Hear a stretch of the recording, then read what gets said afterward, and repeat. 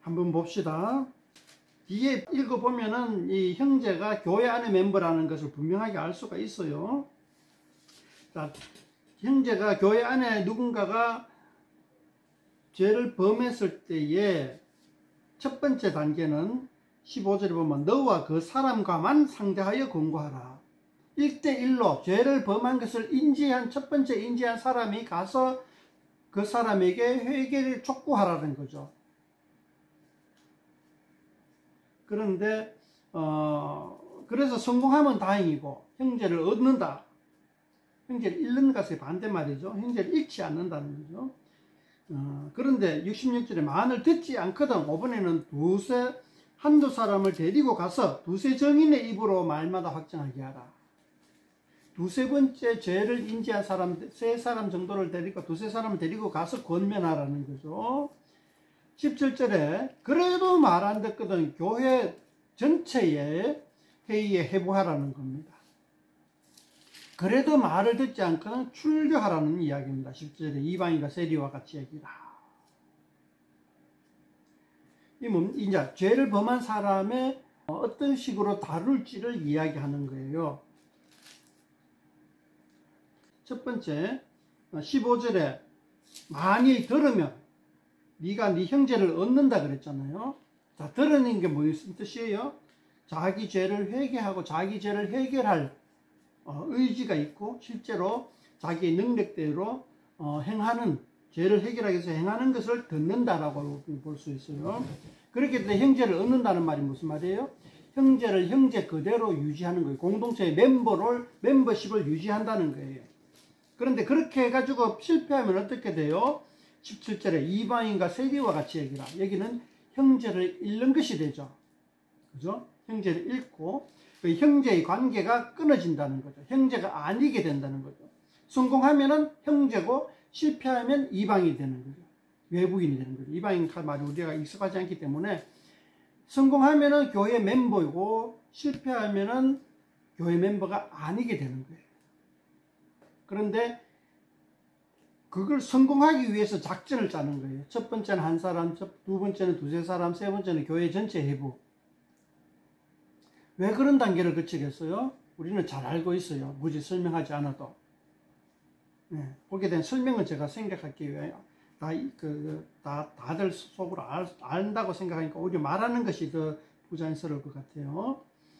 자, 그런데 18절에 이러한 일들을 두고 한 사람, 두세 사람, 교회 전체 이런 절차적 과정을 형제를 얻기 위한 절차적 과정, 죄를 지음으로 인하여서 잃을 뻔한 형제를 다시 구원하여 교회 멤버십을 유지하게 하는 이 과정을 두고 18절에 뭐라고 얘기하냐면은 진실로 너희에게 이르노니 무엇이든지 너희가 땅에서 매면 하늘에서도 매일 것이요 무엇이든지 땅에서 풀면 하늘에서도 풀리리라. 자, 이것을 두고 적지 않은 저명한 신학자들, 그 무명의 신학자들 아니고 무명의 신학자는 저도 잘 모르겠고 솔직히 저명한 신학자, 훌륭한 신학, 그러니까 그러니까 그 덕망이 높은, 그러니까 저명하다기보다 덕망이 높은 신학자, 훌륭한 신학자들 사이에서는 이 구절을 두고 교회에서 죄를 용서해주면 하늘에서도 용서해주고 교회에서 용서하지 못하면 하늘에서도 용서하지 못한다. 이런 식으로 해석을 합니다. 제가 왜 저명한 덕망이 있는가 하면은 이게 수적으로 보편적으로 널리 받아들여지는 해석은 아니고 뭐 속된 말이지만은 깨어있는 신학자들 사이에서 해석하는 게 이런 식으로 해석을 한다. 저는 이 해석이 맞다고 봐요. 자, 이게 보면은 저 앞에서도 나오죠. 그죠? 어디 나옵니까? 16장 19절 지난번에 제가 얘기했죠. 베드로가 천국의 열쇠를 받았다. 천국의 열쇠를 받아가지고 열쇠를 열면 열고 잠그면 잠근다 하는 거. 그게 무슨 말인지 이 구절을 통하여서도 우리가 알려주는 거죠. 16장 19절 찾아가 보실 분은 찾아가 보시기 바랍니다. 제가 읽어볼게요. 내가 천국 열쇠를 네게 주리니 네가 땅에서 무엇이든지 매면 하늘에서도 매일 것이요 네가 땅에서도 무엇이든지 풀면 하늘에서도 풀리리라. 이 천국 열쇠가 뭐죠? 여기 우리 19장에 와서는 분명하게 알 수가 있는 거예요. 교회의 멤버십을 유지시켜 주느냐, 교회 멤버십을 잃게 만드느냐, 그 얘기예요. 무엇 때문에? 교회 안에 들어왔지만 이 죄라는 문제 때문에 그래요. 이 죄라는 문제를 해결하지 못하면은 그렇게 된다는 거예요. 자, 그 죄의 문제를 해결하는 게 교회 안에 달렸다는 거예요. 교회의 성도들 안에 달렸다는 거예요.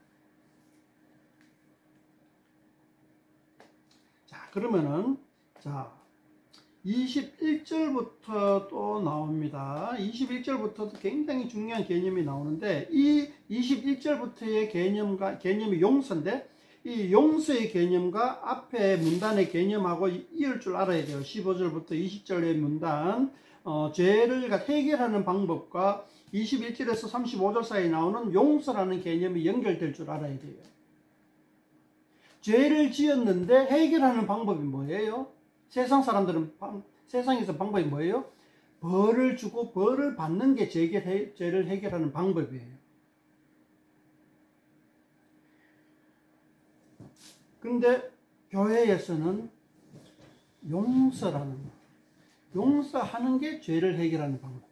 용서하는 게. 근데 용서를 어떻게 해요? 어떤 때 해요? 15절에 보면은 권고하라 만일 들으면, 교회의 권고의 말을 듣는 것이 회개하는 거예요. 그냥 내 잘못했습니다 하고 입에 발린 소리만 하는 것이 회개가 아니에요. 이 용서란 개념의 가장 용서란 개념의 오해의 끝판왕을 보여준 영화가 바로 밀양이라는 영화예요. 저는 우리 교회 다니는 사람, 여기 있는 사람 다 밀양이라는 영화를 몇 번 반복해서 보면 좋겠어요.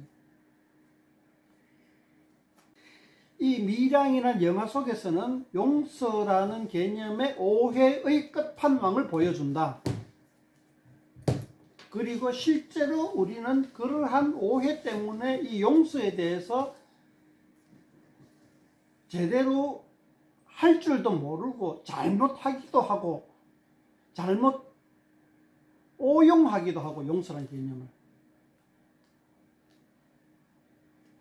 그렇기 때문에 용서라는 개념을 굉장히 중요하고도 바르게 이해해야 된다. 다시 한번 말할게요. 교회 안에서는 용서를 잘못 이해한 나머지 오해하고 잘못 실행하고, 그리고 오용한다. 악용한다. 잘못합니다. 오용하기도 하고 악용하기도 합니다. 죄인을 잘못 용서해 줌으로 말미암아서 잘못 용서해 줌으로 말미암아 죄를 방조 내지는 반복하게 하는 잘못된 결과를 낳을 수가 있어요. 그 다음에 악용함으로 말미암아 자기가 지은 죄를 용서라는 미명하에 자기 죄를 갖다가 없는 그냥 덮어버리는 수가 많아요. 대표적인 게 교회 목사님들이 7개를 범하고 난 다음에 용서해달라 하고는 아무런 일도 없었던 그냥 지나가버리는 거예요. 그런 일들이 교회 안에서 너무나 비일비재해요. 자, 그런 데서 우리는 용서를 잘 이행해야 한다. 오용하거나 악용하거나 하면 안 된다.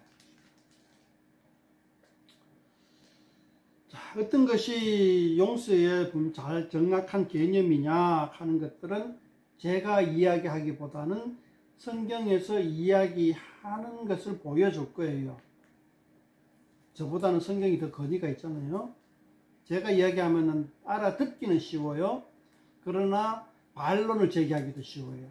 성경을 가지고 읽어보고 이해를 하세요. 그러면은 반박은 못해요. 그러나 용서라는 개념에 대한 이해를 하는 데는 조금의 노력이 필요한 거죠.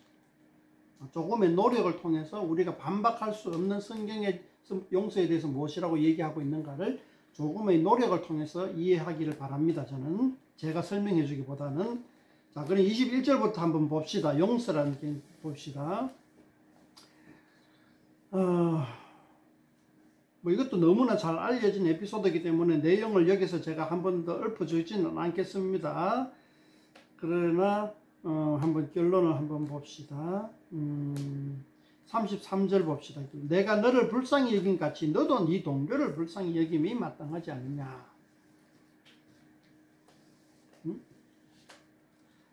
자, 그 다음에 35절에 너희가 각각 마음으로부터 형제를 용서하지 아니하면 나의 하늘 아버지께서도 너희에게 이와 같이 하시리라.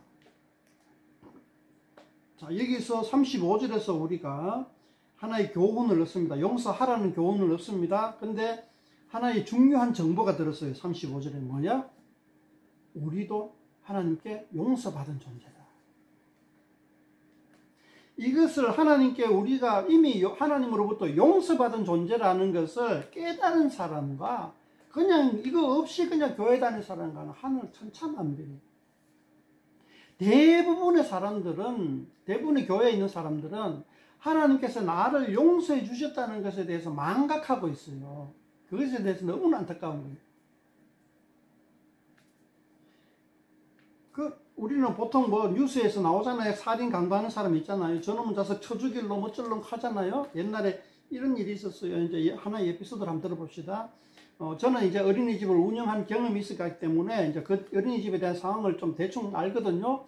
뉴스에 이런 뉴스가 나왔어요. 어린이집 선생님이 어린아이를 갖다가 폭행을 했어요. 애를 말 안 듣는다고 그냥 막 뭐 해초리를 때린지 뺨을 때린지 잘 모르겠지만은 하여튼 폭행을 했어요. 어린아이가 하도 말 안 들어가. 저는 그 선생님의 입장을 충분히 이해하거든요. 하지만 그 죄를 무마시키서는 안 되지만, 그 행동을 미화시키거나 정당화시키서는 안 되지만은 그 선생님이 그런 어린아이를 폭행할 수밖에 없는 상황을 이해를 하거든요. 그랬을 때에 저 선생님이 나쁜 선생님은 맞지만은 누구도 그 선생님을 욕할 자격은 없다. 왜? 누구라도 그 선생님의 입장이 되면 그와 같은 폭행이 나올 수밖에 없거든. 그 상황 속에 놓이면은. 그런데 인터넷에는 그 선생님을 욕하기 바쁜 거예요. 왜? 자기도 그 선생님과 같은 사람이라는 것을 깨닫지 못하고 자기는 착한 양, 선한 양, 선량한 사람이냐, 정의로운 사람인 양 포장하고 그 선생님을 욕하는 만큼 자기는 정의로운 사람으로 포장되기 때문에 그런 거죠. 제가 이 얘기를 왜 합니까? 죄인을 용서 못한 사람은 자기가 용서받은 사람이라는 것을 망각하기 때문에, 자기가 하나님으로부터 사형당할 사람, 노아 홍수 때 물에 빠져가 죽어는 그 사람들과 똑같은 사람이라는 것을 인지하고 있다면 죄인을 내팽개치지 않는다는 거죠. 죄인을 용서해 준다는 거죠. 오늘 이 21절에서 35절의 에피소드는 뭐예요? 용서해 줘야 한다. 죄 지은 사람을 용서해 줘야 된다. 왜? 나도 죄인이니까. 우리도 하나님으로부터 기본적으로 교회 멤버는 하나님으로부터 용서받은 사람들이 모인 자리이기 때문에 그래요. 용서받은 사람들끼리 모여가지고 네 죄가 크니 내 죄가 크니 하고 서로 쫓아내기 바쁘고 하면은 안 된다. 여기서는 이제 용서의 개념이 이제 그 정도까지만 나옵니다. 뒤에 가면 또 다른 개념이 쭉쭉 나와요. 이렇게 18장에는 구성되어 있어요. 다시 한번 요약을 한번 해봅시다. 자, 첫 번째는 작은 자를 실족하지 마라. 이것도 한번 요약하기 전에 연관을 짓게 되겠네요. 자, 작은 자를 실족하게 하는 게 뭐죠? 작은 자의 사회적 약자라 그랬죠? 사회적 약자 중에 대표적인 가장 어린아이가 사회적 약자를 표시하는 기호라 그랬죠? 그 다음에 내 형제가 죄를 범하거든 그랬어요. 이때 15절부터는 사회적 약자가 누가 되어 있어요? 교회 안에서 죄를 지은 자는 사회적 약자예요. 죄를 지어가 몸둘 바를 모르고 어떻게 해야 될지 모르고 혼자서 끙끙 앓고 있는 거예요. 여기서 중요한 개념이, 세상과 다른 중요한 개념이 들어가요. 교회 안에서 범죄인은 사회에서 도태시키고 사형시키고 출교시키고 꾸중하고 창피 주고 인격적으로 모독 주고 해야 될 대상이 아니고, 실제로 유대교인은 그렇죠. 사두개인과 랍비와 바리새파들은 그렇게 했죠. 인격적으로 모독을 줬죠. 사회적으로 격리를 시켜버렸죠. 교회 안에서는 다시 멤버십을 회복할 수 있도록 도와주는 거죠. 멤버십을 회복할 수 있도록 어떻게 도와줘요? 용서해준다. 용서를 하되 우리가 생각하는 악용, 오용으로 하면 안 돼요. 정확하게 정당한 방법으로 해야 돼요. 그 정확하게 정당한 방법들이 마태복음에서도 나오지만 나중에 고린도전서에서도 나와요. 어떻게 용서를 해야 되는지를.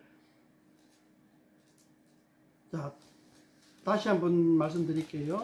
자, 죄를 범하는 형제를 교회에서 해결하는 구체적인 방법들이고, 이 구체적인 방법들을 한마디로 용서라고 표현할 수가 있고, 이 죄를 지은 자를 한마디로 작은 자, 사회적 약자로 표현한다.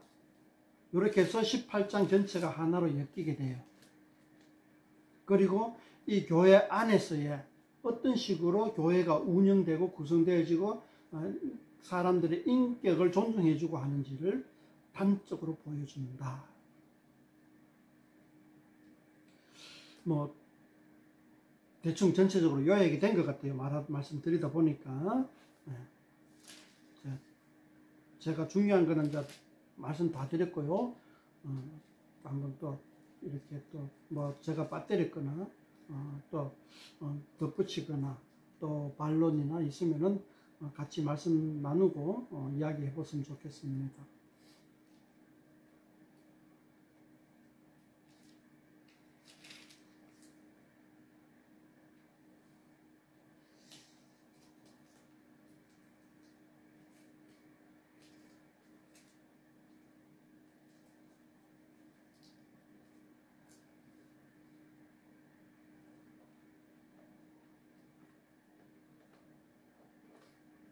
모든 죄가 교회 안에서 다 용서가 가능할까요?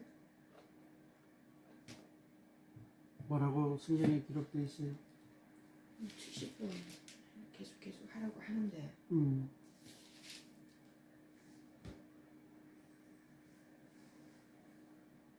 논리적으로 따지지 맙시다. 모든 탔을 때에 논리적으로 모든이 아닙니다.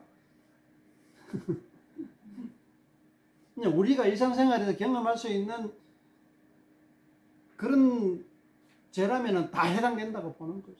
용서받지 못할 죄가 없다는 거죠. 그 목사님이랑 그 집사님이 간통하고 이런 거 그런 것도 다 용서해야 되는 거죠. 용서가 돼? 그러니까 그 용서가 안 된다는 것은 우리 머릿속에 용서라는 개념이 잘못 박혀있기 때문에 그런 거예요. 제가 옛날에 전모 목사가 교회 안에서 간음을 하고 그래서 막 징계를 할 때에 용서해 줘야 된다. 용서 못할 거 없다. 그래가지고 용서를 해줬어요. 그런데 많은 사람들이 그 용서 못 받아들인 거예요. 특히 그 피해 여성은 2차 피해까지 다 있었어요. 요즘 팸에서 이야기하는 2차 가해. 그러니까 교회 안에서 완전히 죽일 놈 됐어요. 죽일 년이 돼버렸어요. 목사를 간음죄에 빠뜨리게 한 유혹하는 여자가 돼버렸어요. 그리고 전모 목사는 다른 교회 가가지고 또 더 큰 교회 세워버렸어. 저는 이거는 용서도 아니고 죄의 반복, 죄의 강화라고 보거든요. 왜 이런 일이 벌어졌냐 하면은 용서에 대한 개념을 바로잡고 있지 못했기 때문이라고 저는 봐요. 방금도 얘기했지만은 용서가 안 되는데 용서가 돼? 그건 용서에 대한 개념을 몰라서 그래요. 그때 제가 댓글에다 달았어요. 용서란 엄마가 잘못한 아들에게 어떻게 용서를 해줘요?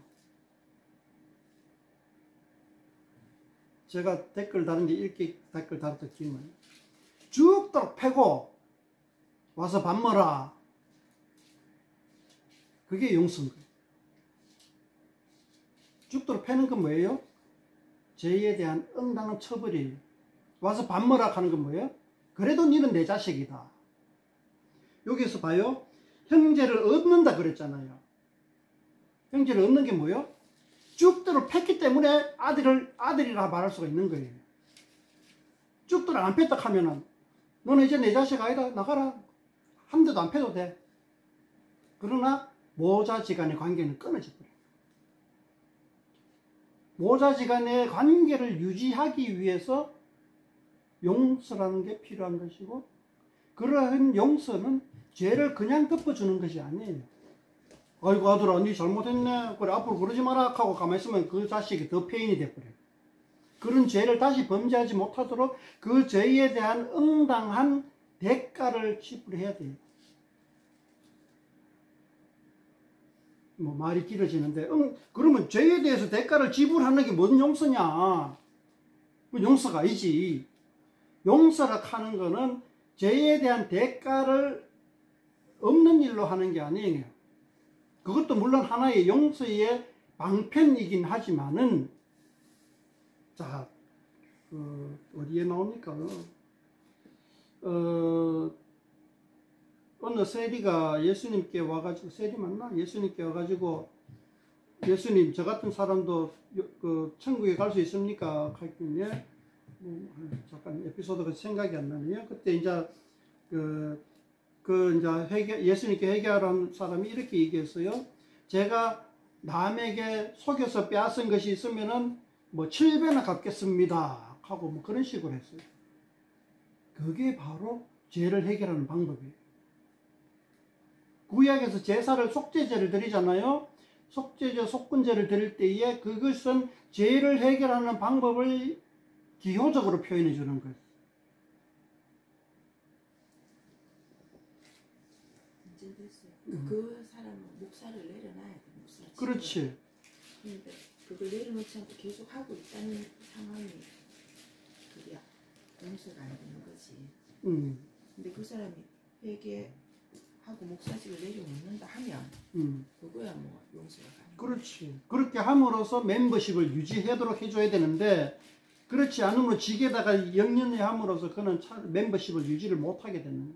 형제라 일컫지를 못하게 되는 거예요. 그 전 목사는 더 이상 제 마음속에도 그렇지만은 교회 내에서 형제라고 칭하지를 못하게 되는 거예요. 죄를 해결하지 못했기 때문에. 자, 근데 갚을 능력이 안 돼. 갚을 능력이 안 되면 어떻게 해요? 아까 이것처럼 여기 나오잖아요. 뭐 몇 달란트, 10,000달란트 빚진 자를 내렸는데 10,000달란트를 갚을 능력이 안 되면 어떻게 해야 돼? 그럼 어떻게 해야 돼요? 막내가 갚을 능력이 안 돼. 형님한테 돈 빌려놔 놓고. 그러면 니는 내 동생 아니다 라고 해야 돼? 아니잖아. 그럼 니는 앞으로 쭉 들어 우리 집에 와서 일해. 이렇게 하고도 동생으로 받아들일 수 있잖아. 근데 동생이 억대 부자야. 몇 억대, 몇십억대 부자야. 근데 형한테 빌린 돈 안 갚아. 그럼 어떻게 해야 돼? 니 내 동생 아니다 해야 되지. 그러니까 탕감해 주는 것도 용서의 방법이지만은 그것도 경우에 따라, 상황에 따라 달라진다. 근데 그걸 모르고 무조건 나 죄로 인한 빚을 안 갚아도 돼. 이러면 안 된다. 그거는 갚고 안 갚고 이전에 그 마음이 회개하는 마음이 아니라는 거죠.